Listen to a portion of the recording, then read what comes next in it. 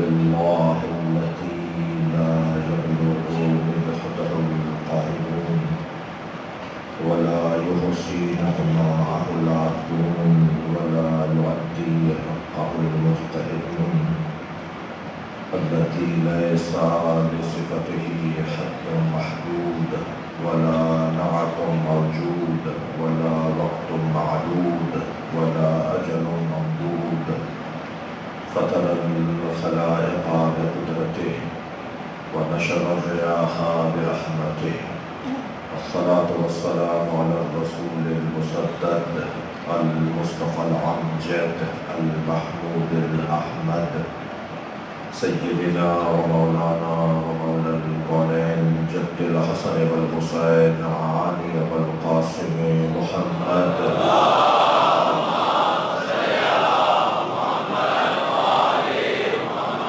وآله الطيبين الطاهرين المعصومين الذين قال الله إنما يريد الله ليذهب عنكم الرجس أهل البيت ويطهركم تطهيرا.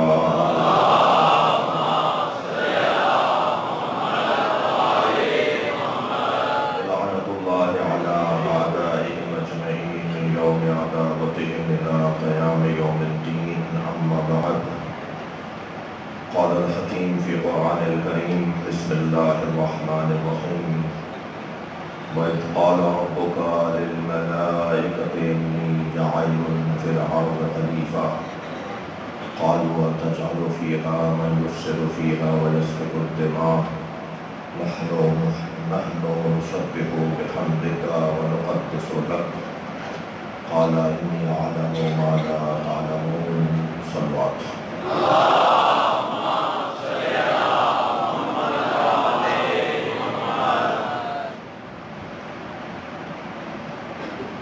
التماس ہے حاضرین مجلس کے مرحومین کے لیے اور بانیان مجلس سزا کے مرحومین کے لیے پاک فوج کے شہداء کے لیے نرنتر صلوات ہے.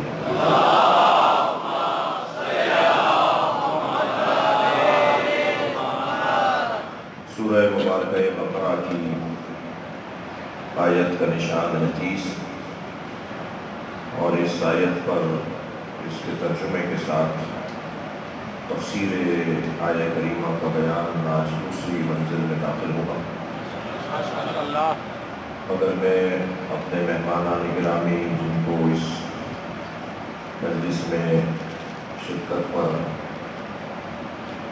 بطفیل بتصدق سیدہ کائنات دعا دوں گا کہ اللہ ان کی اس صحیح جمیل کو اپنی بارگاہ میں قبول فرمائے اور وحدت امت کی خاطر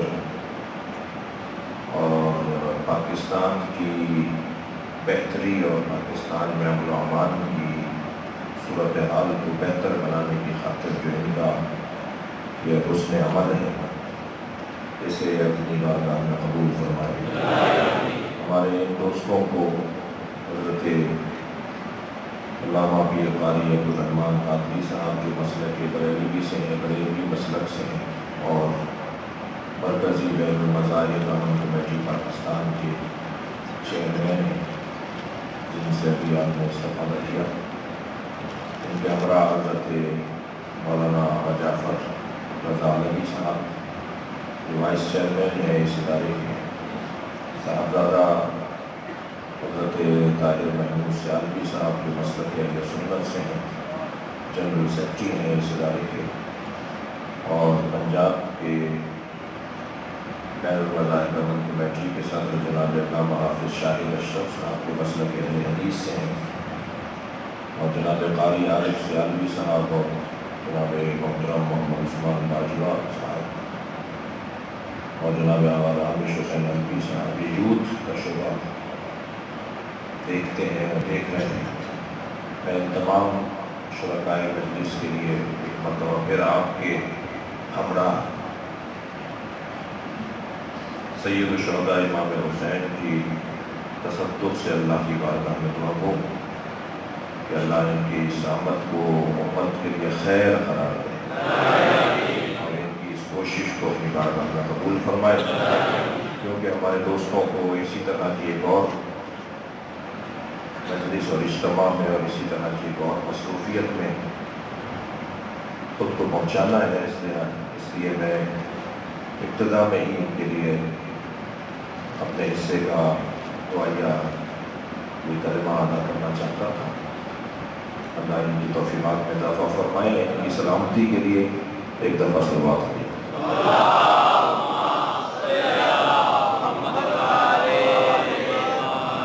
اس سے بہتر اور بلند صلوات نبی کی۔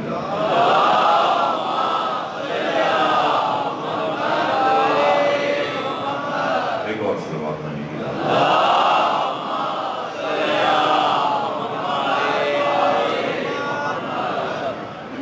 سورہ مبارکہ بقرہ، اللہ اپنے اس کلام میں معارف اور مفاہیم اور عرفان اور روحانیت اور نورانیت کا ایک سمندر میں بہا رہا ہے، ایک دسترخوان ہے جو اللہ نے بچھایا ہے۔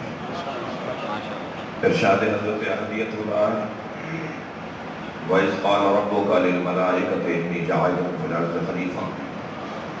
یاد کرو میرے حبیب جب تمہارے رب نے ملائکہ سے کہا، جو احباب کل تھے ان سے اجازت کے بعد اور جو نہیں تھے ان کے لیے ایک جملہ کہتا ہوں، وہ یہ کہ اللہ اپنے نبی کو یاد کروا رہا ہے۔ یاد اسے کروایا جاتا ہے جو موقع پر موجود ہو۔ یاد کرو اے میرے حبیب کہ جب تمہارے رب نے ملائکہ سے کہا، تو سارا مسئلہ ہی یاد کرنے کا ہے۔ یہ مجلسیں، یہ جلوس، یہ عزاداری، اس کے پیچھے جو فلسفہ ہے وہ یاد کرنے کا فلسفہ ہے کہ کہیں انسان بھول نہ جائے۔ جیسے اللہ قرآن میں اپنے حبیب سے کہہ رہے ہیں کہ یاد کرو تمہارے رب نے ملائکہ سے کہا، ایسے ہی ہم مجلس کو برپا کر کے امت سے کہتے ہیں کہ یاد کرو حسین نے کربلا کا قربانی دی، یاد کرو کا مرحلہ ہے۔ دوہراؤ اس قصے کو تاکہ اپنی خیر و صلاح ہم حاصل کر سکیں۔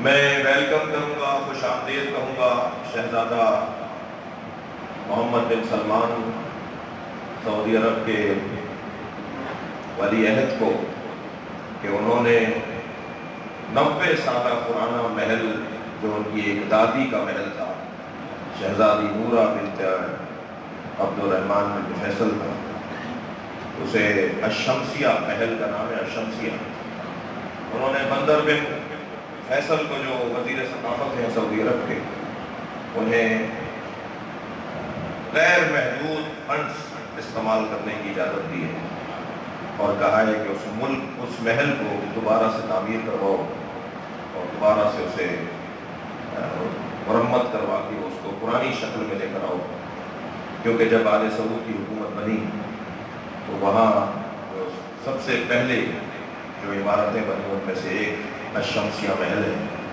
اور وہ شہزادی نورہ بنت عبد الرحمن بن فیصل نے بنوایا تھا۔ اور اس خاتون کا آل سعود حکومت کے آغاز میں بڑا کارنامہ، بڑی خدمات تھیں، اس لیے ان کی ہسٹری کو، ان کی یاد کو، ان کے کارناموں کو یاد رکھنے کے لیے ان کے محل کو دوبارہ سے مرمت کروایا جائے۔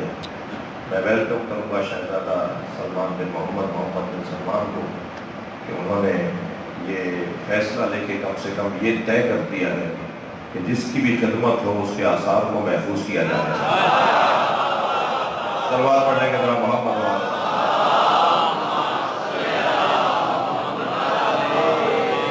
اب یہ طے کرنا تو امت کا کام ہے اور اہل دل کا کام ہے کہ کس کی کتنی خدمات، لہذا یہ کیسے ممکن ہے کہ 90 سال پہلے والی ایک خاتون کا محل کو دوبارہ تعمیر کروایا جائے اور جس کے ٹکڑوں پر اسلام بلا ہو، جس کے پیسے پر اسلام بلا ہو، جس کی دولت پر مسلمانوں نے جنگیں جیتی ہوں، اسلام کی تبلیغ کی ہو، جس کے نام پر سرکار دو جہاں سینہ چوڑا کر کے کہتے تھے خدیجہ نے اپنا سارا مال مجھے دے دیا، تو یقیناً بات پھر آگے بڑھے گی۔ آج اس مرحلے سے گزرنے دیجیے امت کو یاد کرو. یاد کیسے کریں گے جب تک یادگاریں نہیں ہوں؟ بڑا گہرا تعلق ہے یادوں سے یادگاروں کا. مینار پاکستان کو ہٹا کر قرارداد پاکستان کیسے یاد آئے گی؟ تہران میں یوم آزادی، میدان آزادی کو ہٹا کر تہران کی اور ملک کی آزادی کا کیسے تصور آ جائے گا؟ جب تک کہ عمارت نہیں ہوگی، یادگار نہیں ہوگی. تو اللہ نے یادگاروں کو محفوظ رکھا ہے تاکہ یادیں بحال رہیں. ان یادگاروں میں ایک یادگار کو صفا کہتے ہیں، دوسرے کو مروہ کہتے ہیں. یہاں میری ایک کنیز خاص دوڑی تھی اپنے بچے کی زندگی کی خاطر. وہاں پانی نظر آیا تو وہاں پہنچی، وہاں سے مڑ کر دیکھا یہاں پانی نظر آیا تو یہاں آ گئی، اور مسلسل دوڑتی رہی تاکہ کسی طرح ایک نبی کا بچہ بچ جائے، ایک نبی بچ جائے. لیکن نبی کی حفاظت کی خاطر ایک خاتون نے 7 چکر کاٹے تھے، تو اب قیامت تک اللہ نے اسے شریعت بنا دی. اب ہر صاحب ثروت اور صاحب صحت وہاں صفا و مروہ کے درمیان صحیح کرے گا. نہ اب کوئی پانی کا قصہ ہے، نہ کوئی نبی کی حفاظت کا مسئلہ ہے. مسئلہ ہمیں کسی نبی کے تم اسے بچانے کا نہیں ہے. مسئلہ یہ ہے کہ ان قدموں پہ چلنا بھی اللہ کی مشیت ہے جو قدم ایک نبی کی حفاظت میں اٹھے. یہ فیصلہ الہی نظام کا ہے کہ اگر ایک نبی کی حفاظت میں کوئی بیوی چکر لگائے صفا و مروہ کے درمیان تو قیامت تک وہ شریعت کا حصہ بن جائے گا. ہم بھی تو یہی کہنا چاہتے ہیں کہ اسے بھی یاد کرو جس نے خاتم الانبیاء کو بچایا. اور جب یہ یادیں تازہ رہیں گی تو پھر مسائل بھی حل رہیں گے اور امت اپنے صحیح ٹریک پر رواں دوا رہے گی. یاد کروایا جا رہا ہے. وَإِذْ قَالَ رَبُّكَ، یاد کرو میرے حبیب جب تمہارے رب نے ملائکہ سے کہا کیا اِنِّی جَاعِلٌ فِی الْأَرْضِ خلیفہ، میں زمین پہ خلیفہ بنانے والا ہوں. قَالُوا أَتَجْعَلُ فِیہَا، تو فرشتوں نے کہا کہ اسے بنائے گا زمین پر، مَن یُفْسِدُ فِیہَا، جو زمین پر فساد پھیلائے گا، وَیَسْفِکُ الدِّمَاءَ، اور زمین پر خون بہائے گا. نَحْنُ نُسَبِّحُ بِحَمْدِکَ وَنُقَدِّسُ لَکَ، ہم تیری تسبیح و تقدیس کے لیے حاضر ہیں، ہم موجود ہیں ہم تیری تسبیح کرنے کے لیے. جواب آیا قَالَ إِنِّی أَعْلَمُ مَا لَا تَعْلَمُونَ، جو میں جانتا ہوں وہ تم نہیں جانتے. یہ آیت کا ترجمہ تھا. میں آج اس آیت کے دوسرے مرحلے میں اپنے محترم سننے والوں کو روکنا چاہوں گا، اور وہ دوسرا مرحلہ ہے تمہارے رب نے کہا. رب نے کہا، اللہ نے، قہار نے، جبار نے، ستار نے، یہ صفتیں بیان نہیں ہوئی ہیں. صفت ربوبیت کے ساتھ اللہ بات کر رہا ہے. یاد کرو جب تمہارے رب نے کہا. اللہ کو میرے عزیزو صفت ربوبیت بہت عزیز ہے. وہ صفت ربوبیت کے ساتھ پکارنے کو پسند کرتا ہے. انبیاء کرام کی جتنی دعائیں قرآن مجید میں ہیں اگر آپ انہیں اٹھا کر دیکھیں تو ربنا ربی ربنا ربی ایسے کہہ کر انبیاء اپنی دعا کا آغاز کرتے ہیں. اے ہمارے رب، اے میرے رب. یہ لفظ رب اللہ کو بہت اچھا لگتا ہے. وہ چاہتا ہے کہ تم مجھے رب کہہ کر پکارو. دعاؤں میں رب کہہ کر پکارنا اللہ کو عزیز لگتا ہے. صفت ربوبیت میں محبت پائی جاتی ہے، پیار پایا جاتا ہے. جی قل یا عبادی، اے میرے بندو، الذین اسرفوا علی انفسہم لا تقنطوا من رحمت اللہ. پیار، محبت. گنہگار ہو گئے ہو مگر میرا دروازہ چھوڑ کر نہیں جاؤ. مجھ سے بات کرو، مجھ سے گفتگو کرو. تم سے غلطی ہوئی ہے نا، تم سے کوتاہی ہو گئی ہے، کوئی بات نہیں. کہاں جاؤ گے میں مجھے چھوڑ کر؟ غلطی بھی میری کی ہے تو مجھے سے بات کرو. میرے معصوم امام مدینہ منورہ میں ایک کوچے سے گزر رہے ہیں. سامنے ایک چاہنے والا آ گیا، اس کے ہاتھ میں شراب کی آدھی بوتل ہے. آدھی شراب پی کر اور آدھی بوتل ہاتھ میں لے کر اپنے گھر کی طرف جانا ہے. سامنے سے امام شیشوں میں امام صادق کا گزر ہوا. سامنے مولا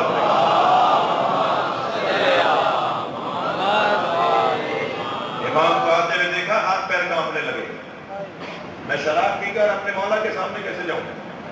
گلی بھی اتنی تنگ تھی کہ کسی مجمع میں اور کسی آدمی میں کے برابر سے گزر کر مولا سے منہ نہیں چلا سکتا تھا. سامنے آ گیا مولا کے. مولا کو دیکھ کے شراب کی بوتل پیچھے کر دی. حضرت نے فرمایا یہ کیا ہے تمہارے پاس؟ کیا بتائے کیا ہے؟ اہل بیت کا جانے والا شراب پی کر آیا، کیا کہے؟ کہنے لگا مولا سرکہ ہے۔ حضرت نے فرمایا ہمارے ہاتھ پہ ڈالو۔ اللہ اکبر، یہ ڈالے گا مولا کے ہاتھ پہ؟ کانپنے لگا، ہاتھ پیر پھولنے لگے۔ مولا میں کیا ہو گیا میرے لیے؟ فوراً اللہ سے دعا لگائی، یا اللہ اپنے امام کے سامنے ذلیل ہو جاؤں گا، میرا مولا مجھے ناراض ہو جائے گا، میری مدد کر، میں آئندہ تیری بارگاہ میں اس مولا کی قسم کھا کے کہتا ہوں آئندہ شراب نہیں پیوں گا۔ جب اس نے لا لگائی نا تو امام نے فرمایا ڈالو ہمارے ہاتھ پر۔ نہیں ڈال رہا تھا۔ حضرت نے فرمایا جو تمہارے ہاتھ میں وہ سرکہ ہے، ہم کہہ رہے ہیں۔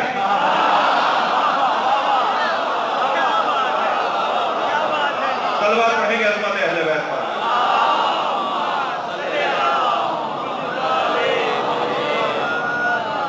ایسا پیار اپنے چاہنے والوں کو اپنے دروازے سے دور نہیں دیکھنا چاہتے۔ غلطی ہو گئی ہے، رو لگاؤ، ہم سے بات کرو۔ کوتاہی ہو گئی ہے، گناہ ہو گیا، ہم سے بات کرو۔ کہیں اور کہاں جاؤ گے؟ ہمیں چھوڑ کر کہاں جاؤ گے؟ اور جب ہم سے تم لو لگا لو گے، ہمیں تم وسیلہ بنا دو گے اور اللہ سے صدق دل سے توبہ کر لو گے، یہ واحد گھرانہ عزیزو، مجھے تو سمجھ میں نہیں آتا اہل بیت کو چھوڑ کر کسی اور دروازے پہ جانے کا جواز کیا ہے؟ نہ عقلی جواز ہے، تھکیں گے نہیں، نہ عقل اجازت دیتی ہے کہ اہل بیت کو چھوڑ کر کہیں اور جاؤ، نہ شریعت اجازت دیتی ہے، نہ مشاہدہ اجازت دیتا ہے۔ جی حضرت ابو ذر غفاری طواف کر رہے ہیں خانہ کعبہ کا، حشام ابن عبد الملک گورنر مدینہ مکہ آیا ہوا ہے، حج کرنے آیا ہوا ہے۔ اسے محسوس ہوا کہ حاجیوں میں کوئی ایک شخصیت ہے جس کا احترام لوگ کر رہے ہیں اور طواف میں اس کو جگہ دے رہے ہیں۔ اپنے قائدوں سے سپاہی سے پوچھا یہ کون ہے؟ کہا یہ ابو ذر ہے۔ تو بہت خوشی سے کہنے لگا مجھے قریب لے چلو۔ جب گورنر کو قریب لے گئے تو ساتھ چلتے چلتے طواف کرتے کرتے کہنے لگا میں گورنر مدینہ ہوں۔ انہوں نے ایسے مڑ کر دیکھا اور پھر ذکر شروع کر دیا۔ انہوں نے کہا حضور کچھ کہنا چاہتا ہوں۔ کہا یہاں اللہ سے بات کرنے کی جگہ ہے۔ کہنا میں اللہ کی خاطر کچھ کہنا چاہتا ہوں۔ کہا کہو کیا کہنا چاہتے ہو؟ کہا میرے لیے کوئی حکم بتائیے، میں آپ کے کوئی کام آؤں، میں آپ کی کوئی خدمت کروں۔ توجہ ہے؟ کہنے لگے جب میں یہاں خانہ کعبہ آ گیا ہوں تو میں اللہ سے کیوں نہ کہوں، تجھ سے کیوں کہوں؟ کہنے لگے آپ کو اللہ کا واسطہ ہے، مجھ سے کچھ کہیں۔ میں اللہ کا آپ کو واسطہ دیتا ہوں، اللہ کو خوش کرنے کے لیے میں آپ کی خدمت کرنا چاہتا ہوں۔ آپ بڑے صحابی ہیں، بڑا کام ہے آپ کا، مجھے کچھ کہیے۔ اب جملہ سنیں، میں نے جملہ کہا کہ اس دروازے کو چھوڑ کر جانے کا جواز ہی نہیں ہے۔ دلیل دینے جا رہا ہوں، حضرت ابو ذر غفاری کا فرمان۔ حضرت ابو ذر غفاری نے مڑ کر دیکھا اور فرمایا آخرت میں کچھ دے سکتا ہے؟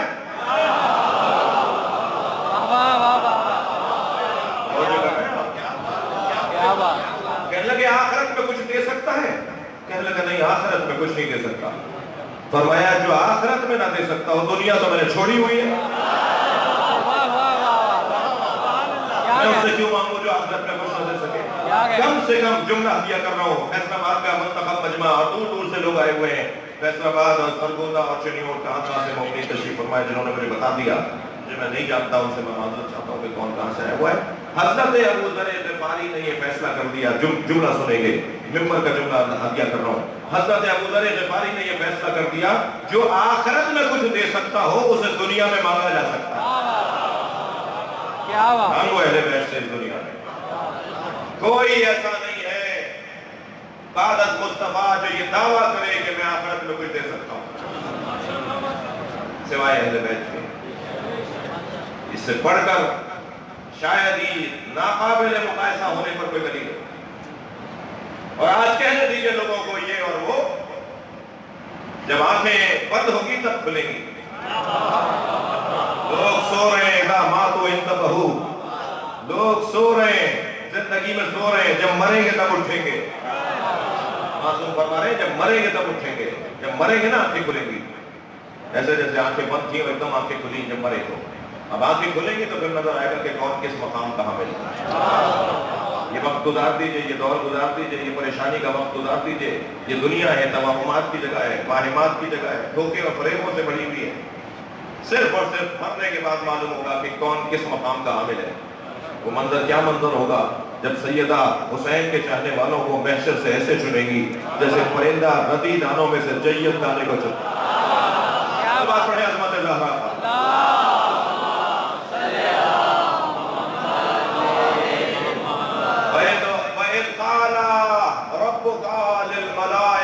جب تمہارے رب نے کہا صفت ربوبیت اللہ کو بہت عظیم. ربنا وجعلنا مسلمین لک ومن ذریتنا امتا مسلمتا لک. یہ حضرت ابراہیم کی دعا. یا اللہ ربنا، یا اللہ اے میرے رب مجھے اور میرے اسماعیل کو اپنے 2 مسلمانوں میں سے قرار دے اور میری ذریت میں امت مسلمہ کو قرار دے. اگر توجہ ہے تو ایک کچھ وادی میں ٹھہرنا چاہتا ہوں ایک ایسے باعظمت باپ اور بیٹے کی خدمت میں جس کی قسم اللہ نے کھائی ہے. دیکھیے شہر فیصل آباد مقدس نہیں ہے، شہر کراچی کوئی مقدس نہیں ہے، کوئی شہر مقدس نہیں ہے، کوئی دن مقدس نہیں ہے، کوئی رات مقدس نہیں ہے، کوئی گھنٹہ مقدس نہیں ہے. یہ ان گھنٹوں سے، دنوں سے، شہروں سے تعلق ہوتا ہے جو انہیں مقدس بناتا ہے. اگر تعلق مقدس ہے تو وہ لمحہ بھی مقدس ہو جائے گا. اگر اللہ قرآن مجید میں صبح کی قسم کھا رہا ہے، وَالصُّبْحِ إِذَا تَنَفَّسَ، قسم ہے صبح کی جب وہ سانس لیتی ہے، وَاللَّيْلِ وَالنَّهَارِ وَالْعَصْرِ وَالضُّحَىٰ. اگر اللہ قرآن میں قسمیں کھا رہا ہے تو یہ جو اوقات ہیں جن کی اللہ نے قسمیں کھائی ہیں یہ ذاتی طور پر قابل تعریف نہیں ہے، مقدس نہیں ہے. کوئی تعلق ہے جو انہیں قابل تعریف بنا رہا ہے. بس جب تعلق مجھے مل جائے گا تو مجھے سمجھ میں آ جائے گا یہ مقدس کیوں ہوا ہے. میں نے تاریخ کے صفحوں پر ڈھونڈنا شروع کیا وہ صبح کون سی ہے جس کی اللہ قسم کھا رہا ہے.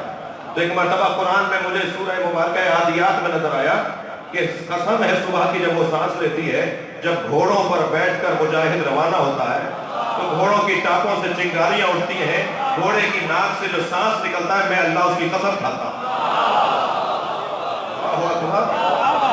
پورا سورہ گھوڑوں پر ہے. جنہیں گھوڑا سمجھ میں نہیں آ رہا انہیں سورہ پڑھوائیے.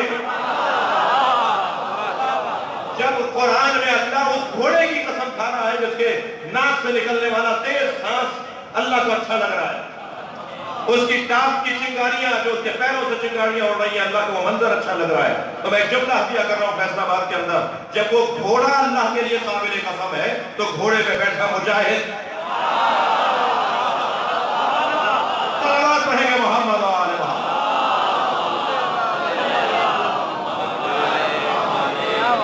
اس کا مقام کیا ہوگا؟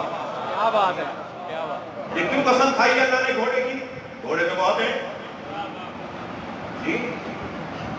یہ وہی ناقہ اللہ کا ناقہ کیوں ہے جو باہر سے نکلا؟ یا جتنی اور اونٹنیاں ہیں وہ اللہ کی نہیں ہے؟ وہ اللہ نے نہیں بنائی. ہذہ ناقۃ اللہ جی، یہ اللہ کا ناقہ. حضرت صالح نے آواز دی جیسے انہوں نے کہا نا اس پہاڑ سے ایک اونٹنی نکلے، اس کا ایک بچہ بھی ہو، اس کے تھن اتنے دودھ اتنا زیادہ ہو کہ پوری قوم دودھ پیے. فرمائشیں دیکھیے آپ، یہ انبیاء کرام کے اوپر مظلومیت ہے ان کی. معجزہ تھک کر نہیں سنیں گے، معجزہ چاہنے والا نہیں مانگتا ہے.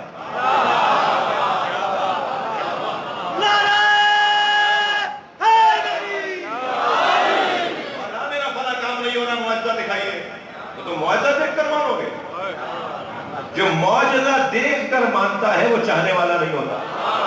صلوات پڑھیں گے محمد وآل محمد.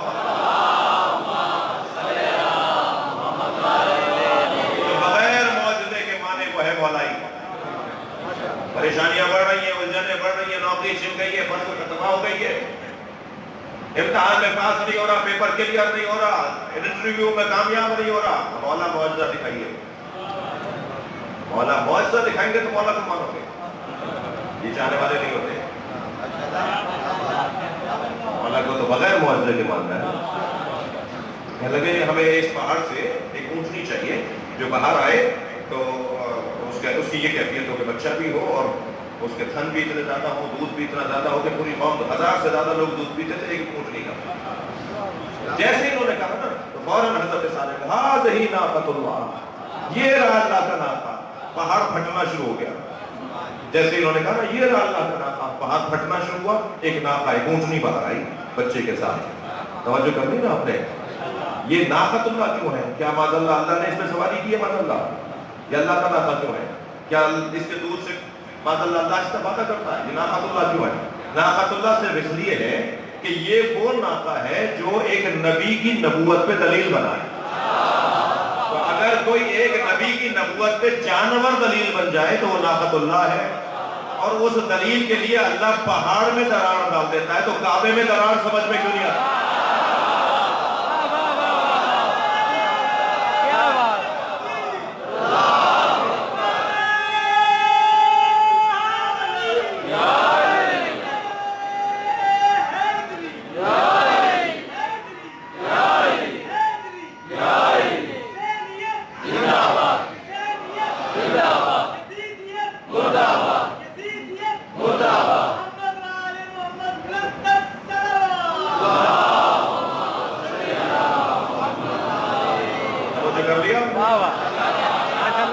وہ بھی اللہ کے نبی پر دلیل، اور یہ کعبے کی دیوار جس کے لیے کھلی ہے وہ بھی اللہ کے نبی پر دلیل۔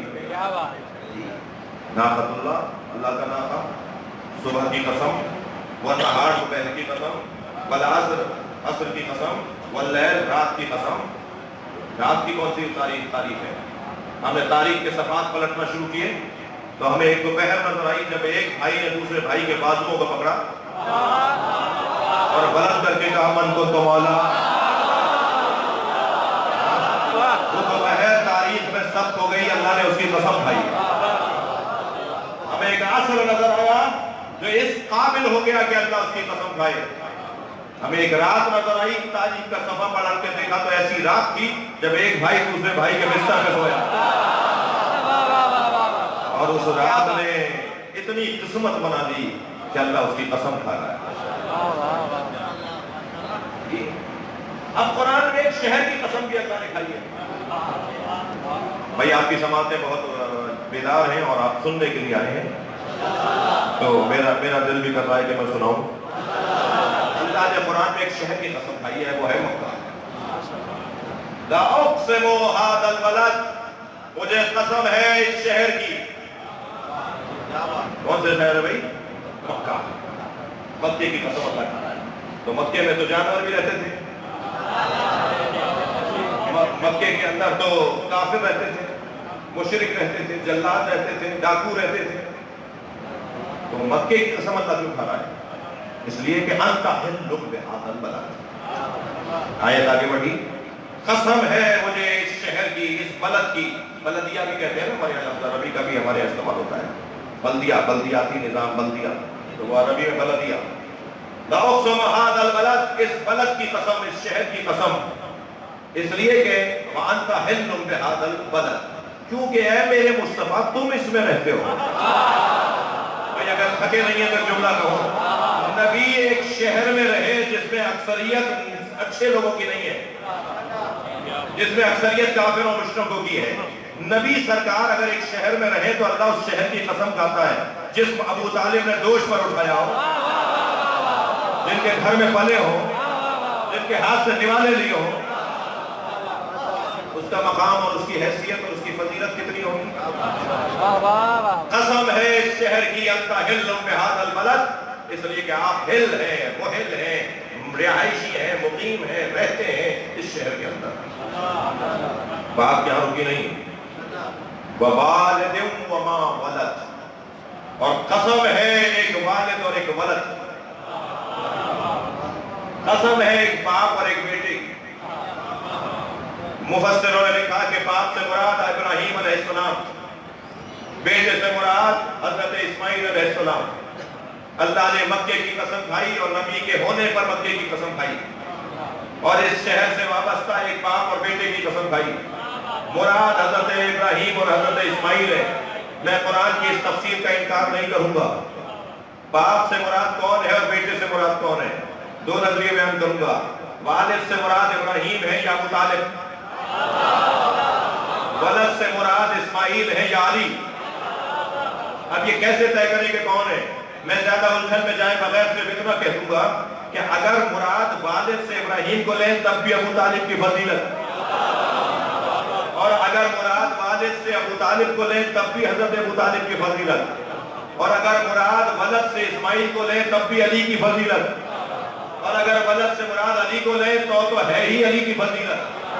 میں دلیل دینے جا رہا ہوں. سرکار ابو طالب نے جب حضرت والد سے مراد ابراہیم، حضرت ولد سے مراد حضرت اسماعیل، تو حضرت ابراہیم نے اپنی دعاؤں کا آغاز ہی اس جملے سے کیا، الحمدللہ الذی جعلنا من ذریت ابراہیم. حمد ہے اس اللہ کے لیے کہ جس نے مجھے ابراہیم کی ذریت میں سے قرار دیا. اگر ولد مراد لیں تو بھی یہ ابو طالب، اس لیے کہ ذریت ابراہیم ہے. توجہ چاہوں گا، حضرت ابراہیم نے دعا کر کے بتایا کہ میں ولد ابراہیم ہوں. تو اگر ولد مراد لیں تو بھی ابراہیم حضرت ابو طالب، والد مراد لیں تب بھی حضرت ابو طالب. مجھے سمجھ میں نہیں آتا، یہ مسلمان مسجد میں تو کہتا ہے اللہم صلی علی محمد وآل محمد کما صلیت علی ابراہیم وعلی آل ابراہیم. اے اللہ صلوات اور درود بھیج محمد و آل محمد پر جیسے تو نے ابراہیم اور آل ابراہیم پہ صلوات بھیجی. مجھے سمجھ میں نہیں آتا، مسجد میں تو درود ابراہیمی پڑھتا ہے، باہر جا کے کہتا ہے ابو طالب کافر تھے.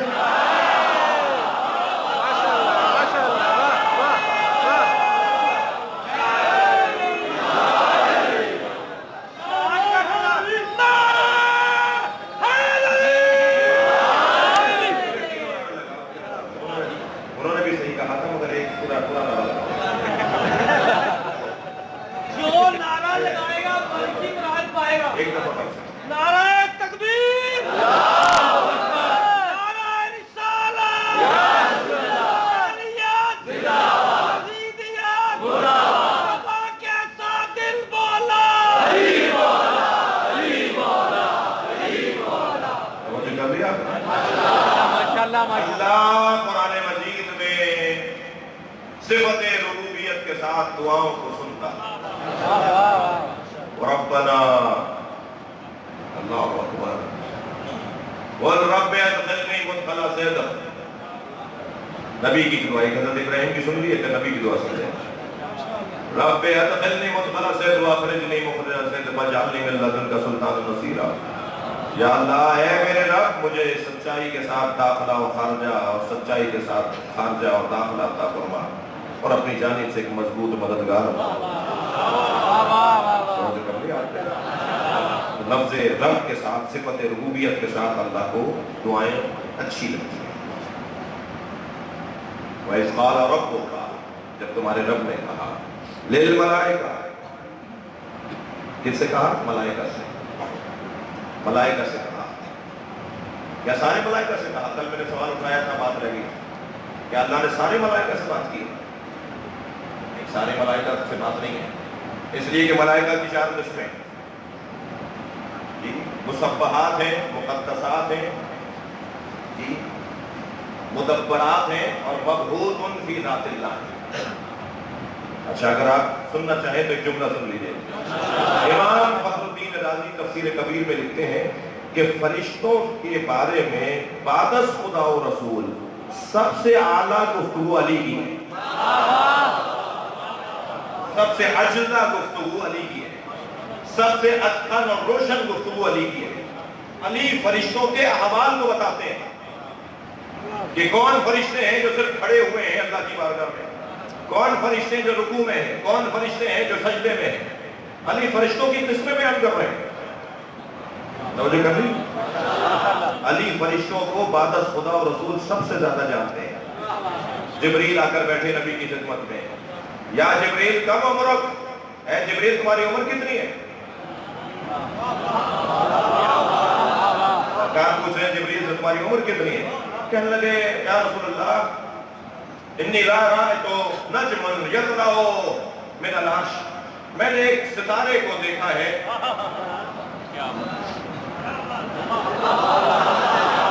70,000 سنہ، 70,000 دفعہ، اور وہ ستارہ ہر 70 سال بعد نکلتا ہے. میں نے اس ستارے کو اتنی مرتبہ دیکھا ہے، نبی مکرم نے فرمایا اگر آج اس ستارے کو دیکھو گے تو پہچان جاؤ گے؟ یا رسول اللہ میں نے اسے 70,000 دفعہ دیکھا ہے، میں اس ستارے کو دیکھ کر کیسے نہیں پہچانوں گا؟ فرمایا رکو، ٹھہرو، صبر کرو، اتنی دیر میں مولا علی کی آمد ہو۔ کیسے ہی مولا کائنات آگے بیٹھے، میرے مولا نبی نے فرمایا یا علی خذ الامامۃ عن جبہتک، اپنی پیشانی سے امامہ پیچھے کرو۔ میرے مولا نے اپنا امامہ پیچھے کیا تو جبریل امی کھڑے ہو گئے، ھذہ نجم الذی، پڑھیں گے مولا کے نام۔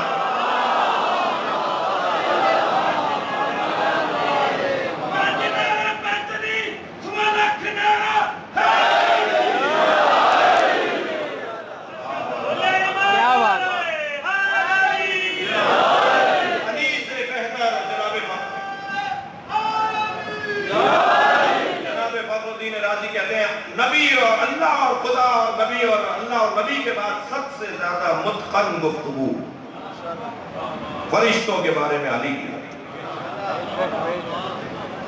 آمادہ ہے؟ جب سرکار معراج پہ تشریف لے گئے تو حضرت نے کئی مرتبہ کبھی دائیں طرف سے جاتے ہوئے، کبھی سامنے سے جاتے ہوئے، کبھی بائیں طرف سے جاتے ہوئے مولا علی کو دیکھا۔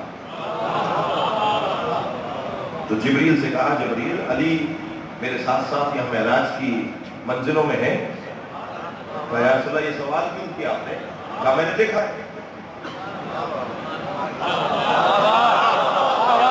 بڑی نہایت آپ کی لوگ بات کر سکتی ہیں۔ میں نے دیکھا ہے، ابھی علی کو دیکھا ہے، یہاں سے جاتے ہیں، وہاں سے جاتے ہیں۔ اچھا یہ سوال بتا رہا ہے سرکار کا کہ سرکار اسے حدیث کا اور روایت کا حصہ بنانا چاہتے ہیں۔ جب حدیث کا اور روایت کا حصہ بن جائے گا تو پھر آج مجلس میں بیان ہو جائے گا۔ اگر سرکار سوال ہی نہ کرتے تو پھر حدیث کیسے بنتی اور پھر آج بیان کیسے ہوتی؟ تو حضرت سے فرمایا میں نے دیکھا ہے۔ تو جبریل کہا یا رسول اللہ یہ جو آپ نے دائیں بائیں آگے پیچھے مختلف جگہوں پر مختلف منزلوں میں علی کو دیکھا ہے، قصہ یہ ہے کہ جب علی کی ولادت ہو گئی اور علی زمین پر چلے گئے تو اللہ کے سارے فرشتوں نے مل کر اللہ کی بارگاہ میں التجا رکھی کہ ہم علی کی زیارت سے محروم ہو گئے۔ اللہ نے علی کی شکل کا ایک فرشتہ خلق کیا۔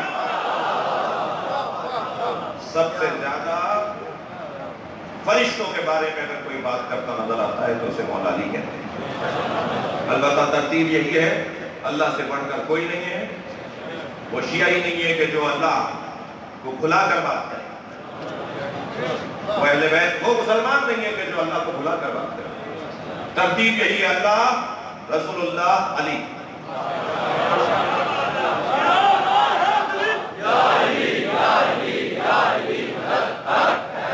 یہ میں نے اشارہ کر دیا ہے، مجھے میرا اللہ معاف کرے، میرے مولا علی مجھے معاف کرے، کیونکہ مولا علی نے فرمایا کہ اللہ اشارے میں نہیں آتا۔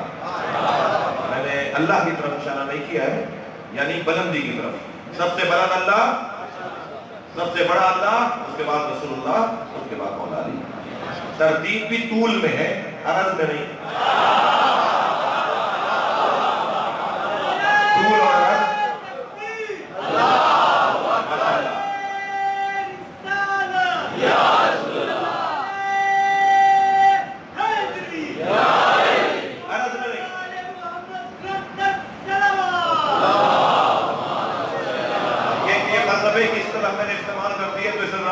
میرے بچے ذرا سمجھ لیں کہ اگر اوپر نیچے کہیں گے تو اسے طول کہیں گے، برابر برابر کی بات کریں گے تو اسے عرض کہیں گے۔ ہم اللہ، رسول اللہ اور مولا علی کو عرض میں نہیں رکھتے، طول میں رکھتے ہیں۔ عرض میں رکھنا شرک ہے، طول میں رکھنا توحید ہے۔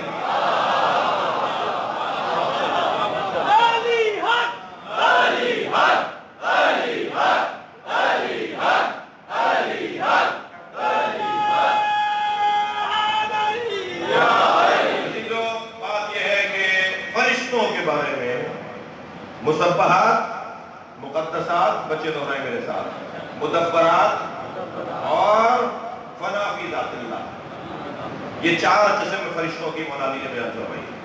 جو صرف تسبیح کر رہے ہیں، جو صرف تقدیس کر رہے ہیں، جو اللہ کے کام چلا رہے ہیں، یعنی پانی برسا رہے ہیں، ہوا چلا رہے ہیں، ماں کے شکم میں تصویر بنا رہے ہیں، مار رہے ہیں، زندگی دے رہے ہیں، روح پھونک رہے ہیں، یہ مدبرات امر کہلاتے ہیں. ان کا کام امور چلانا ہے، مدبرات امر، کائنات کے امور چلانا ہے. ایک صاحب مجھ سے کہنے لگے علی ایک وقت میں 40 جگہ حاضر ہو تھے، یہ روایت صحیح ہے؟ میں نے کہا تمہیں کیا پریشانی ہے سدا؟ کہنے لگے کیسے ممکن ہے ایک آدمی ایک جگہ ہے تو دوسری جگہ نہیں ہوگا، دوسری جگہ ہے تو پہلی جگہ نہیں ہوگا، یہ کیسے ممکن ہے کہ ایک وجود ہو وہ 40 جگہ نظر آئے؟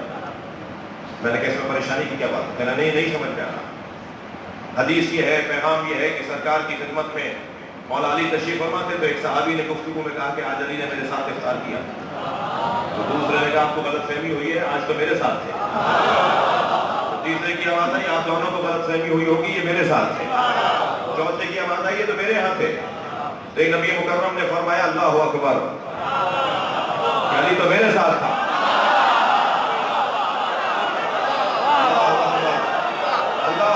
جملہ سنیں، ابھی جیسے ہی سرکار نے کہا نا کہ علی تو میرے ساتھ تھے تو فوراً جبریل نازل ہوئے کہ علی عرش پر تھے.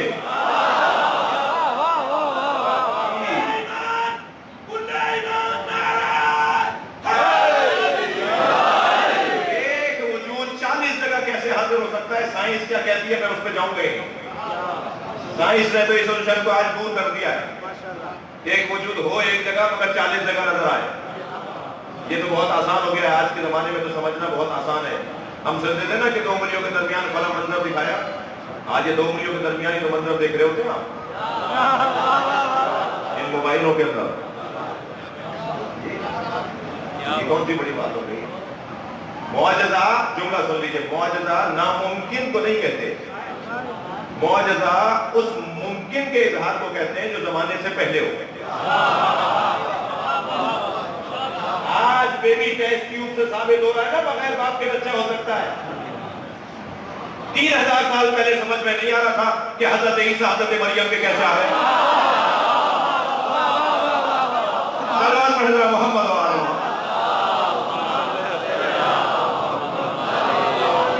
ناممکن تو اس وقت بھی نہیں تھا، لیکن اس وقت کے لوگوں کے لیے مانوس نہیں تھا. ایسے ہی جب انبیاء نے آئمہ نے معجزے دکھائے تو اس وقت کے لوگوں کے لیے مانوس نہیں تھے، مگر وہ تھے، ممکن تھے. آپ ممکن ہوتے جا رہے ہیں، لوگ سمجھ رہے ہیں. اس لیے میں بار بار کہتا ہوں اپنے بچوں اور جوانوں سے کہ سائنس کو ترقی کرنے دو، علم کو پھیلنے دو. جتنی سائنس ترقی کرے گی، علم پھیلے گا، اتنی عظمت اہل بیت روشن ہوگی. سب سے زیادہ سائنس کی تائید اور علوم جدید کی تائید اس ممبر سے ہونی چاہیے. اپنے بچوں کو جدید ترین تعلیم کی طرف راغب کریں. جتنا یہ پڑھیں گے، اچھا پڑھیں گے، اتنا ہی اہل بیت کی طرف راغب ہوں گے. 1400 سال پہلے لوگوں کو سمجھ میں نہیں آیا کہ علی پانی کو دیکھ کر کہہ رہے تھے کہ میں اس سے نور بنا سکتا ہوں.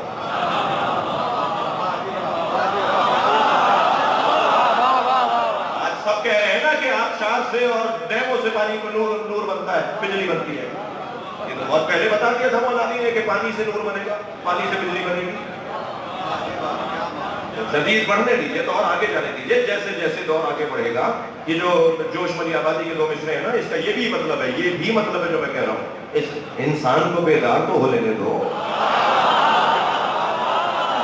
اس مصرے کو یہاں جوڑیے، انسان کو بیدار تو ہو لینے دو.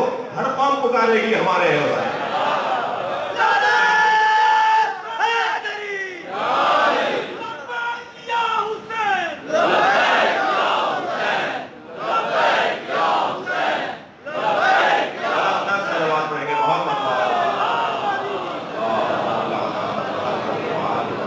بہتر سلوات پڑھیے.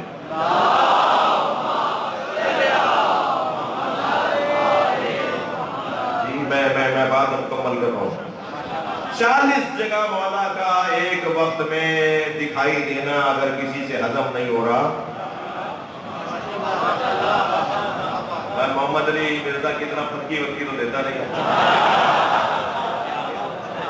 ہی نہیں. پھٹکیاں وٹکیاں عزیز ہے، میرے بھائی ہیں، محترم ہیں. توجہ ہے.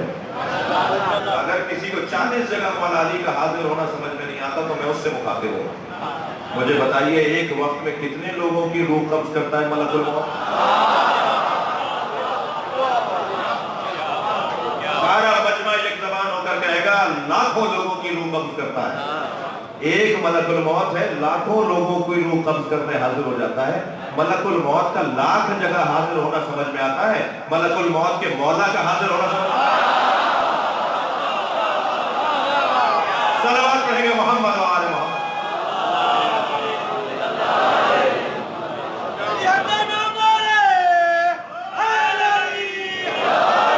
بحث ہے ملائکہ کے بارے میں۔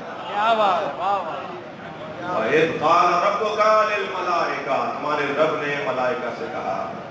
اب کون سے ملائکہ؟ نہ مسبحات ہیں، نہ مقدسات ہیں، نہ مدبرات ہیں، نہ فنا فی ذات اللہ ہیں۔ کون سے؟ نہیں، فنا فی ذات اللہ نہیں تھے جن سے اللہ بات کر رہا تھا۔ کیوں؟ مسبحات اور مقدسات اور مدبرات ہو سکتے ہیں، علمی بات تھوڑی سی سنتے رہیے۔ مقدسات، مسبحات اور مدبرات ہو سکتے ہیں جن سے اللہ بات کر رہا ہے، فنا فی ذات اللہ نہیں تھے جن سے اللہ بات کر رہا ہے۔ دلیل یہ ہے کہ جو فنا فی ذات اللہ ہوتا ہے اس کو بولنے کی اجازت نہیں ہوتی۔ اور یہ تو بول رہے ہیں قالوا اتجعل فیہا من یفسد فیہا، یہ تو بات کر رہے ہیں، اللہ سے کہہ رہے ہیں کہ دوسرے بنائے گا جو زمین کو فساد پھیلائے گا۔ یہ بولنا بتا رہا ہے کہ یہ فنا فی ذات اللہ نہیں ہے۔ جو فنا فی ذات اللہ ہو جائے اس کی مجال نہیں ہے کہ وہ جب تک اس وقت بولے جب تک اسے اجازت نہ ملے۔ بغیر اجازت کے فنا فی ذات اللہ بات نہیں کر سکتا۔ جو اللہ کی ذات میں فنا ہو گیا ہو وہ بات نہیں کر سکتا، اس لیے کہ ظہور تام، فلسفہ سنیے گا، ظہور تام جس پر ہو جائے گا نا اس کی مجال نہیں ہوگی کہ مظہر جو ظاہر ہو رہا ہے، مظہر جو اس پہ ظاہر ہو رہا ہے، یعنی جو اجازت کے بغیر بات کرے۔ لہذا ہم سب کے لیے اس وقت ہم جب بات کرتے ہیں نا، بولتے ہیں ہمارا بڑا بیٹھا ہے، ہمارا مجتہد بیٹھا ہے، ہمارا مرشد بیٹھا ہے، ہمارا کوئی بزرگ بیٹھا ہے اور ہم اس کے سامنے بول رہے ہوتے ہیں، اس کا مطلب یہ ہے کہ ہم اس کے حضور مکمل حاضر نہیں ہیں۔ جی یہ فانیات کی بات سنیے گا۔ اگر میرا مرشد بیٹھا ہے، میرا مرجع بیٹھا ہے، میرا مقلد بیٹھا ہے، میرا مجتہد بیٹھا ہے، میرا بڑا بیٹھا ہے اور میں اس کے سامنے بول رہا ہوں تو اس کا مطلب ہے کہ اس کا مجھ پر ظہور تام نہیں ہے۔ اس کا ظہور تام مجھ پر ہوگا تب میں خاموش ہوں گا، اس لیے کہ میری مجال نہیں ہے کہ اس کی اجازت کے بغیر بولوں۔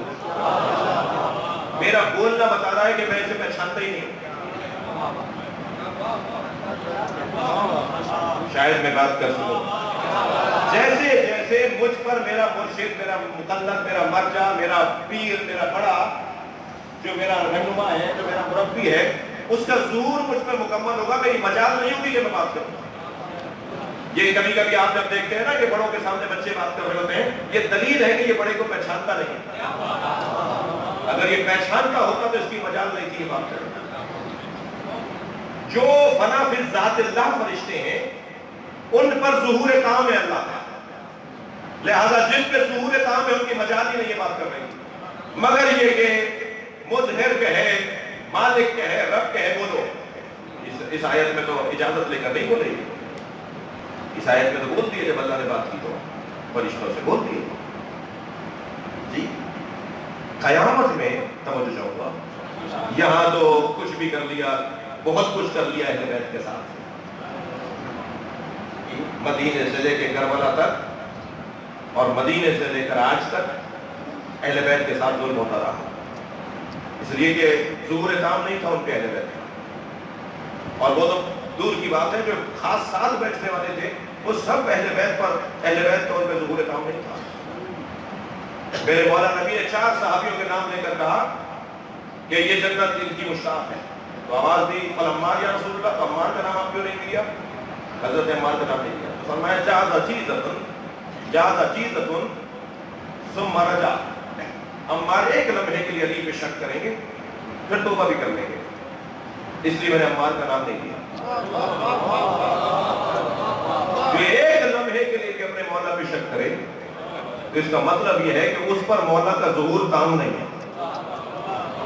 جس پر مولا کا ظہور تام ہوگا اس کی مجال نہیں ہوگی کہ مولا کے سامنے کوئی بات کرے۔ قیامت میں کوئی نہیں بولے گا، لا یتکلمون الا من اذن له الرحمن، مجال نہیں ہوگی کسی کی بولنے کی۔ کیوں؟ گونگے ہو جائیں گے کیا؟ اس آیت کو کیسے سمجھیں گے ہم؟ یہ سارے محشر میں جتنے کھڑے ہوں گے سارے گونگے ہوں گے کیا؟ نہیں، قرآن کہہ رہا ہے کوئی نہیں بول سکے گا۔ کیا مطلب ہے؟ بولنا نہیں آئے گا، زبان نہیں ہوگی، نہیں زبان ہوگی، بولنا آتا ہوگا، مگر ظہور تام ہوگا۔ جب ظہور تام ربوبیت کا ہوگا تو مجال نہیں ہے کسی کی بات کرے گا، مگر اللہ کہے گا تم بولو، تم بات کرو، تم بات کرو۔ الا من اذن له الرحمن، جسے رحمان بولنے کی اجازت دے گا۔ میں انہی پہ تو سلام بھیجنے کے لیے مجلس کرتا ہوں جنہیں محشر میں بولنے کا موقع ملے گا، جب بولیں گے وہ محشر میں، بات کریں گے وہ محشر میں۔ توجہ ہو گئی؟ فنا فی ذات اللہ جو ہوتا ہے، ایک جملہ ہدیہ کرنے جا رہا ہوں ایک جملے کے بعد، فنا فی ذات اللہ جو ہوتا ہے وجود، وہ اپنے مالک کی اجازت کے بغیر نہیں بولتا، اسے کچھ نظر ہی نہیں آتا۔ بلا تشبیہ، اس انگوٹھی کو پانی میں ڈالتے ہیں، پریکٹیکل کر کے نہیں دکھا رہا ہوں، یہ جو پانی میں چلی جائے گی تو اس انگوٹھی کو پانی کے علاوہ کچھ نظر نہیں آئے گا۔ جب کوئی وجود کسی وجود میں فنا ہو جائے تو فنا ہونے کے بعد اسے کچھ اور نظر نہیں آئے گا، صرف وہ اسی کو دیکھے گا۔ میں اس جملے کے بعد ایک پوری قوم سے، صرف فیصل آباد کے لیے مجلس نہیں پڑھ رہا، پوری قوم سے جہاں جہاں یہ ویڈیو بھی میری سنی اور دیکھی جائے گی ان سب سے گزارش کر رہا ہوں، علی میں اتنے فنا ہو جاؤ کہ علی کا غیر نظر ہی نہ آئے۔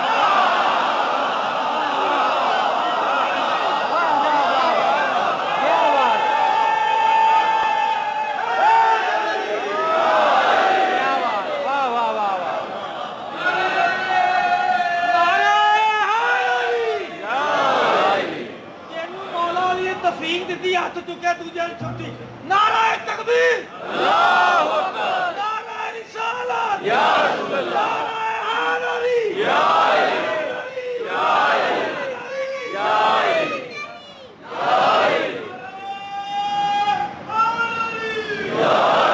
انتہائی محترم مبارک محترم حاضرین اور سامعین سے گزارش کر رہا ہوں، یہ پریکٹس پڑھائیے۔ آپ کے پاس وقت کہاں سے آ جاتا ہے دوسروں پہ غور کرنے کا؟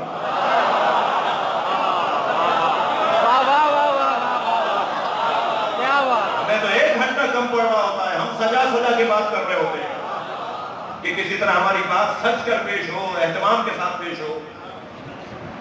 کوئی مجھے پڑھاڑے تو بیٹھ کے پڑھنے نہیں ہے۔ ان بچوں کو، ان جوانوں کو، ان میری قوم کے ہونے والوں کو، ان قوم کے مستقبلوں کو اور آج کے مہمانوں کو اور آج کے سرپرستوں کو سجا کر بات پیش کرنی ہے نا مجھے۔ میرے پاس وقت کہاں ہے کہ میں کہیں اور غور کروں؟ اور کس نے کہہ دیا ہے کہ تبرہ یعنی نام لے کر کسی کے بارے میں کچھ کہنا؟ سب سے بہترین تصویر تبرہ کی نظر انداز کرنا ہے۔ صلوات پڑھیں گے محمد و آل محمد۔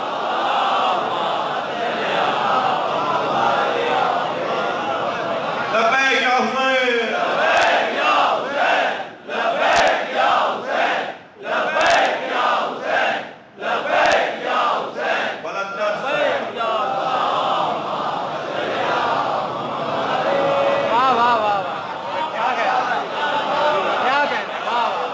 آپ محترم سامعین سے گزارش ہے،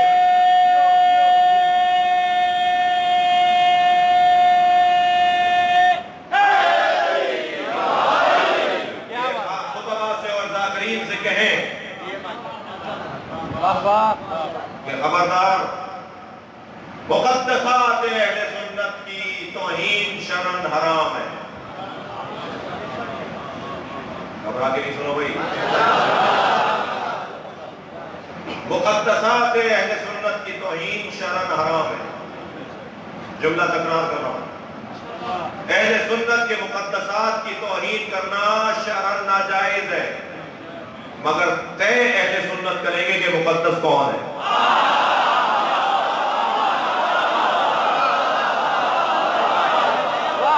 صلوات پڑھیں گے محمد و آل محمد۔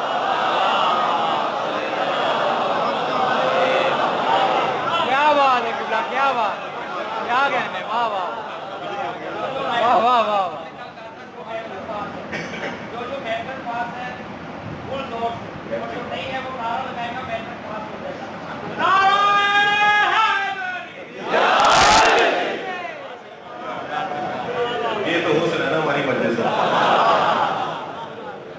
یہی تو حسن ہے ہماری۔ صلوات اور نبی کی ذات پہ۔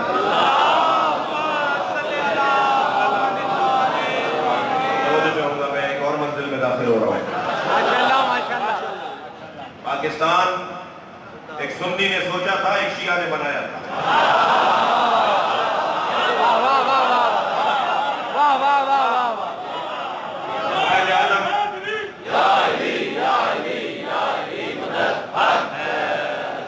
اور علامہ اقبال رحمت اللہ علیہ ایک سنی نے سوچا، ایک شیعہ نے بنایا. کوئی زور نہیں لگایا کرے کہ قائد علامہ اقبال کو آپ شیعہ ثابت کریں. اور کیا ضرورت آتی ہے سنی بھائیوں کو یہ ثابت کرنے کے لیے کہ قائد اعظم ہم سنی تھے؟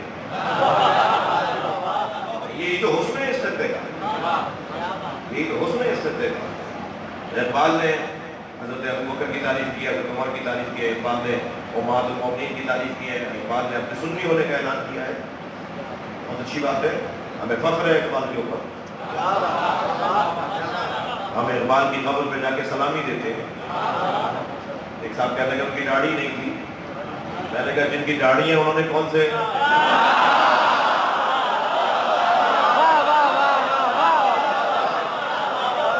مار دیے؟ اچھا جنہوں نے داڑیاں نہیں رکھی میں بہت زیادہ داد نہیں لے مجھے سلوات پڑھے گا محمد اس سے بہتر سلوات نبی کی ذات کرتے ہیں.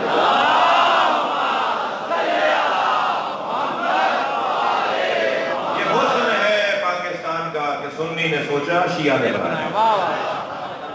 اور اسی حسن کو برقرار رکھنا ہے. سنی شیعہ مل کر رہیں گے، مل کے رہتے ہیں. ہر گلی میں سنی بھی ہے، شیعہ بھی ہے.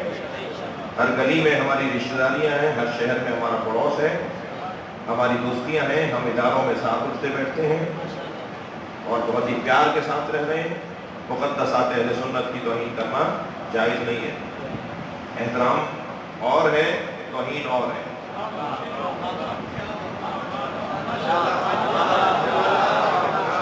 آئیڈیل ہمارے نزدیک صرف اہل بیت ہے. نبی مکرم سرکار دو جہاں کے بعد ہمارے لیے اسوہ حسنہ، نمونہ عمل وہ اہل بیت کی ذات ہے.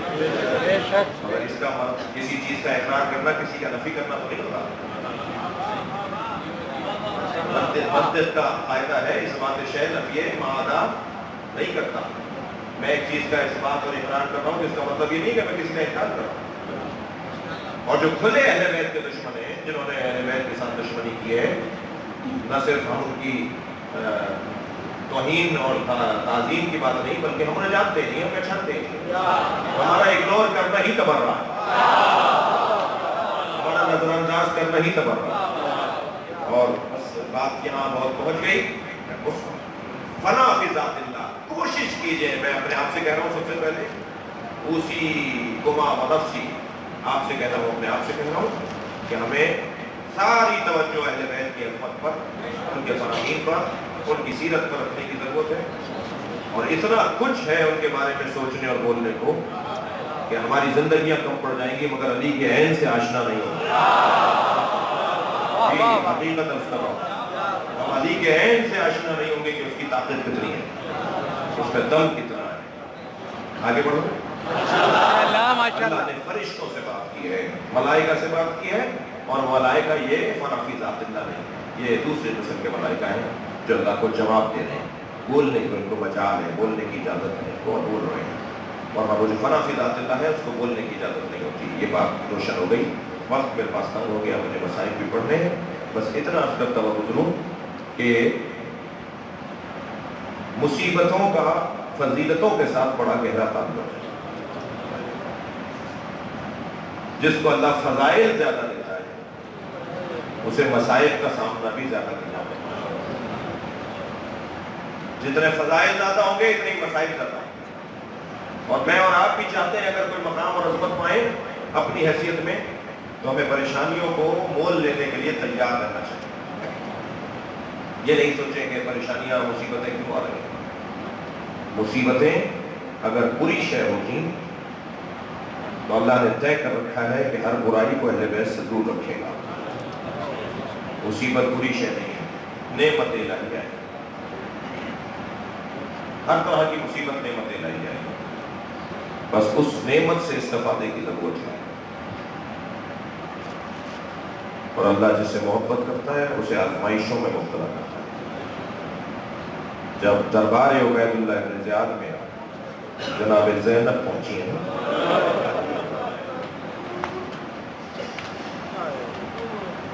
اللہ کتنا پیار کرتا ہے اہل بیت سے، اس کا بیان جناب زینب کے خطبے سے معلوم ہوگا۔ جب اس نے کہا نا کہ زینب دیکھا اللہ نے تمہارے ساتھ کیا کیا، یہ جبر کا عقیدہ وہ بیان کر رہا تھا، جبر کا عقیدہ کہ ظلم بھی اللہ کرواتا ہے، عدل بھی اللہ کرواتا ہے، یہ جبر کا عقیدہ ہمارا عقیدہ نہیں ہے۔ اس نے کہا دیکھا تمہارے ساتھ اللہ نے کیا کیا، تو میری بیوی بابا کے لہجے میں بولی، اور ایک جملے میں بیوی نے اس کے نظریے کو نقش پر عام کر دیا، فرمایا ما رائے کو اللہ جمیلا، ہم نے اللہ کو جمیل ہونے کے علاوہ نہیں پایا۔ اور سن تو جو مجھ سے کہہ رہا ہے کہ اللہ نے تمہارے ساتھ کیا کیا، تو سن اللہ نے کیا کیا ہے، البلاء للولا، اللہ بلائیں ان پہ ڈالتا ہے کہ جن سے محبت کرتا ہے۔ ہم اللہ کے شکر گزار ہیں کہ اس نے ہم پر بلائیں ڈالی ہیں۔ یہ بلائیں جو اس بیوی پر آئی ہے نا، میں آج 1400 سال کے بعد بولتا ہوں، سوچتا ہوں، ہم سنتے ہیں تو ہماری آنکھوں سے آنسوؤں کی لڑیاں بہتی ہیں۔ کیا جگر ہے، کیا وجود ہے، نام بھی شریکت الحسین ہے، کام بھی شراکت حسینی ہے۔ عقل اور سمجھداری تو قربان جائے جناب زینب پر، عقیدہ بنی ہاشم ہے۔ اس خاندان میں سب سے زیادہ خواتین میں بعد السیدہ زہرا اگر کوئی عقیل اور عقیدہ اور سمجھ اور فہم کا کمال ہے تو وہ جناب زینب کی ذات ہے۔ 3 سال کا سن، نبی دروازے پر ہر روز نماز فجر کے بعد سلام کرنے آتے ہیں، السلام علیکم یا اہل بیت النبوہ۔ جیسے ہی دروازے پر سرکار نے نبی نے سلام کیا، دروازہ کھل جاتا تھا اور کبھی امام حسن، کبھی امام حسین، کبھی مولا علی، کبھی جناب زہرا بابا کو سلام کرتے تھے، اپنے گھر میں لے آتے تھے۔ اب کی دفعہ جب دروازہ کھلا تو دیکھا زینب کھڑی۔ جتنا پیار میرے مولا نبی کو امام حسین سے ہے نا، اس سے کم پیار زینب سے نہیں ہے۔ آگے بڑھ کر اپنی نواسی کے پیشانی کا بوسہ دیا اور کہا بیٹا تم دروازے پر کیوں آئی ہو؟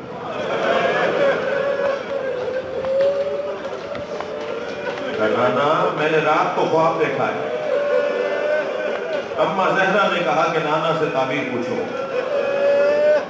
نبی نے اپنی بچی کو اپنی آغوش میں لیا، بٹھا لیا اپنے سامنے، بتاؤ کیا خواب دیکھا ہے؟ کہا نانا میں نے خواب دیکھا ہے صحرا میں تنہا، ایک بیابان میں تنہا۔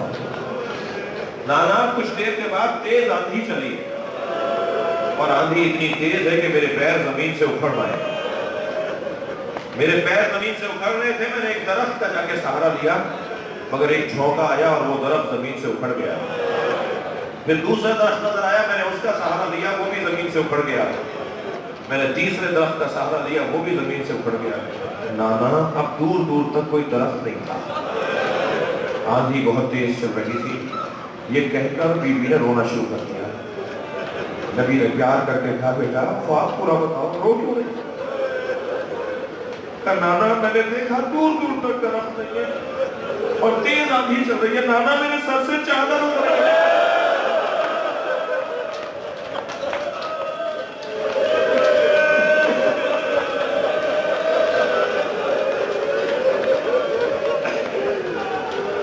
نبی نے اپنی بچی کے پیشانی کا بوسہ لے کر رونا شروع کیا۔ فرمایا زینب تمہارے 3 سہارے ہیں، تمہارا بابا علی تمہارا سہارا، تمہارا بھائی حسن تمہارا سہارا، تمہارا بھائی حسین تمہارا سہارا ہے، پر ایک بیابان ہوگا جہاں تمہارے 3 سہارے تم سے چھن جائیں گے، وہاں تمہارے سر سے چادر اترے گی، اور میری بچی بغیر چادر کے تم بازاروں میں جاؤ۔ عزیزانو جو زینب بابا کے سامنے بغیر چادر کے نہ آتی ہو، جو بیوی بھائیوں کے سامنے بغیر چادر کے نہ آتی ہو، سلام بھیجے مل کر اس بیوی پر جب اپنی زندگی کی پہلی نماز مغرب بغیر چادر کے پڑھی، وہ شام غریبہ کی مجلس نماز، وہ شام غریبہ کی پہلی نماز مغرب، زینب کے سر سے چادر اتر گئی ہے۔ عجب نہیں، اس صحرا میں کھڑے ہو کر جب تکبیر کہنے کا ارادہ کیا ہو تو کہا یا اللہ مجھ سے اس نماز کو قبول کر، تیری زینب تیرے سامنے بغیر چادر کے کھڑی۔ اجرکم اللہ، اجرکم اللہ، خدا کسی غم نہ لائے سوائے غم اہل بیت میں جناب زینب کی زیارت کے، اور قبر زینب کی زیارت کا شرف اللہ عطا کرے۔ انہی آنکھوں کے ساتھ، انہی آنسوؤں کے ساتھ الہی آمین کہیں، یا اللہ ہمیں بی بی کی قبر کی زیارت کا شرف عطا فرما۔ جب آپ جائیں نا قبر زینب پر زیارت کے لیے تو بی بی کے مزار میں اذن دخول لے کر داخل ہوں اور زیارت نامہ ضرور پڑھیں۔ زیارت نامے کے پہلے صفحے پہ لکھا ہے سلام ہو اس زینب کبریٰ پر، سلام ہو اے بی بی زینب آپ پر کہ جب 11 محرم کو بے گجابہ اونٹ پر بٹھائی جا رہی ہے تو نہر کی طرف اشارہ کر کے کہہ رہی تھی عباس اجرکم اللہ، اجرکم اللہ، اجرکم اللہ، آپ کی آواز بلند ہے، اللہ آپ کو اجر و ثواب عطا فرمائے۔ تم نے مجھے مدینے میں سوار کروایا تھا، اب تمہاری زینب کربلا میں سوار ہو رہی ہے، آؤ اپنی زینب کو سوار کرواؤ۔ عجب نہیں، عباس کی لاش کانپی ہو اور آواز بھی ہو آقا زادی مشیت کا پابند ہو۔ 4 سال کا سن ہے جب جناب زہرا کی شہادت ہو رہی ہے، جناب زینب کا 4 سال کا سن ہے جب جناب زینب کی زہرا کی شہادت ہو رہی ہے۔ پہلے امام حسن کو بلایا، کہا علی حسن کو میرے حجرے میں بھیج دو، امام حسن سے متعلق باتیں کی، پھر کہا حسین کو بھیجو، پھر امام حسین سے ان سے متعلق باتیں جناب زہرا نے کی، بی بی فاطمہ نے کی، پھر کہا اب میری زینب کو بھیج دو جو رونے آئے ہیں۔ روایت بڑی سخت ہے، بی بی سامنے آ کے بیٹھی، کہا زینب وہ سامنے صندوقچہ رکھا ہے اٹھا کے لاؤ۔ بی بی زینب کو جناب زہرا نے، مولا نبی نے، مولا علی نے، امام حسن نے، امام حسین نے بڑی ذمہ داریاں سونپی ہیں، بڑی سنگین ذمہ داریاں دی ہیں جناب زینب کو۔ کہا زینب وہ صندوق سے اٹھا کے لاؤ، بی بی صندوق سے اٹھا کے لائیں، کہا بیٹا اسے کھول کر بتاؤ کیا رکھا ہوا ہے۔ جناب زینب نے صندوق سے کھولا تو کہا اماں اس میں کفن رکھے ہوئے ہیں۔ کہا زینب یہ 5 کفن جنت سے آئے تھے، جبریل جنت کے 5 کفن اور 5 حنوط لے کر آئے تھے، نانا کو اس میں سے ہم نے کفن دے دیا ہے، اے زینب یہ 4 کفن اور ہیں، اب ایک ایک مجھے دکھاتی رہو تو میں تمہیں بتاؤں کہ کون سا کفن کس کا ہے۔ اجرکم اللہ، اجرکم اللہ۔ جناب زینب نے ایک کفن دکھایا، جناب زہرا نے اسے دیکھ کر کہا زینب کچھ ہی دنوں میں، انہی دنوں میں تمہارے بابا علی گھر میں آئیں گے، تم سے کفن مانگیں گے، انہیں میں بتا نہیں ہوں کہ کفن زینب کے پاس ہے، تو زینب تمہارے بابا آ کے کفن مانگیں گے، یہ میرا کفن ہے کہ تم اپنے بابا علی کو دے دینا۔ دوسرا کفن دیکھا، بی بی نے فرمایا زینب اسے اچھی طرح سمجھو، کچھ مدت کے بعد تمہارا بھائی حسن گھر میں آئے گا اور تم سے آ کے کہے گا پھر بابا کا کفن دے دو، تو یہ تمہارے بابا علی کا کفن ہے، یہ کفن اپنے بابا کا اپنے بھائی کو دے دینا۔ پھر تیسرا کفن دیکھ کر روئیں اور کہنے لگی بیٹا کچھ مدت کے بعد تمہارا بھائی حسین گھر میں آئے گا اور کہے گا کہ بھائی حسن کا کفن دے دو، تو یہ کفن اپنے بھائی حسن کا بھائی حسین کو دے دینا۔ عزیزانو جن آنکھوں میں آنسو نہیں آئے ہیں، میرا دل کہتا ہے اب میں جو جملہ کہنے جا رہا ہوں بڑا سخت جملہ ہے۔ آخری کفن رہ گیا، چوتھا کفن رہ گیا، جناب زینب نے دکھایا تو بی بی نے دیکھ کر رونا شروع کیا اور فرمایا یہ بھی تمہارے بھائی حسن کا کفن ہے۔ میری بی بی زینب نے روتے ہوئے کہا اماں پہلا والا کفن ہی بھائی حسن کا، کہاں زینب یہ تمہارے بھائی حسن کے 2 کفن ہیں، تو کہنے لگی اماں بھائی حسین کا کفن